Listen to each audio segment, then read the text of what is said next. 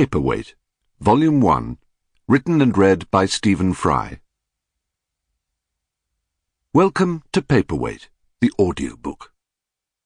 My first act must be to warn that it would be a madness in you to listen to this tape straight through at one sitting as though it were some gripping novel or ennobling biography.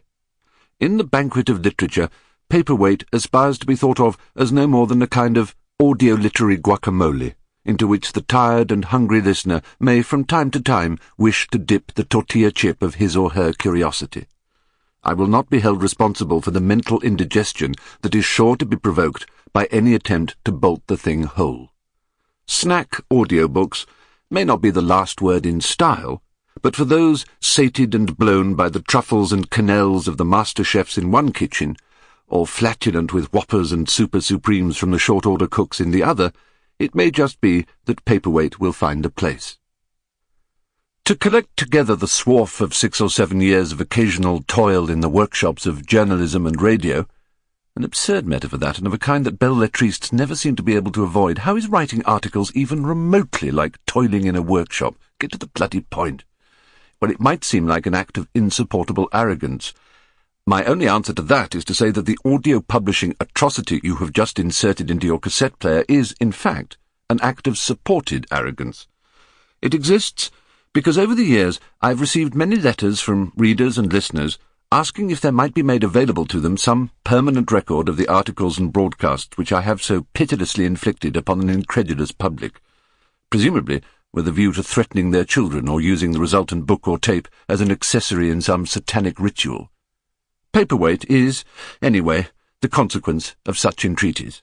I trust those responsible will profit from the lesson. Donald Trefusis. This is the first Trefusis broadcast from the radio programme Loose Ends. It makes reference to a governmental decision to invite an academic to view a year's television and pronounce on whether or not the violence shown on our screens was harmful to the public, and most especially, of course, to the dear children of this country. Dr. Donald Trefusis, senior tutor of St. Matthew's College, Cambridge, and Carnegie Professor of Philology, was asked by the government last year to monitor a large part of the BBC's television output, paying particular attention to scenes of violence that might disturb or influence young children. Here he reports on his findings. My brief, to inspect the rediffusion of violence in the BBC's television programming, was on the one hand appalling to an inveterate lover of the wireless, and on the other appealing to an avid student and chronicler of modern society, and on the other flattering to one who is— Oh dear, I seem to have 3 hands here. Never mind, suffice it to say that I approached the task with a glad, if palpitating, heart. My predecessor on the Queen Anne Chair of Applied Moral Sciences here always held that television, already an etymological hybrid, compounded as it is of the Greek tele and the Latin vision, was also a social hybrid, a chimera that awaited some modern crusading Bellerophon athwart a 20th century Pegasus to slay it before it devoured our culture whole in its filthy, putrescent, purulent maw.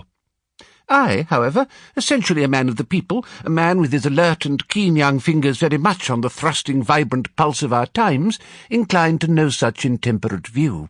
For me, television represents a challenge, a hope, an opportunity, or, in the words of T.E. Hume, a concrete flux of interpenetrating intensities.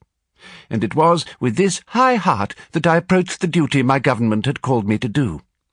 In fact, when young Peter from the Home Office approached me for the task in the smoking library of the Oxford and Cambridge Club, I had to confess to him that I hadn't actually ever watched any television before. One is so busy. But Peter, whom I am proud to say I taught for the classical tripos in 1947, took the view that a fresh mind was what the problem needed.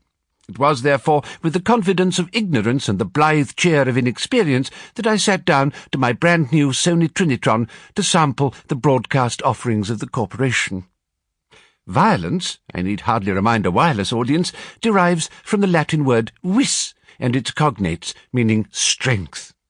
The violence I was briefed to hunt down, however, was a horse of a very different kidney. I shall keep you guessing no longer and reveal that what I saw shocked me to the very core of my being, and disturbed me in a fashion that it is beyond my power to describe. Programme after programme, violent, harrowing, and Sample complete.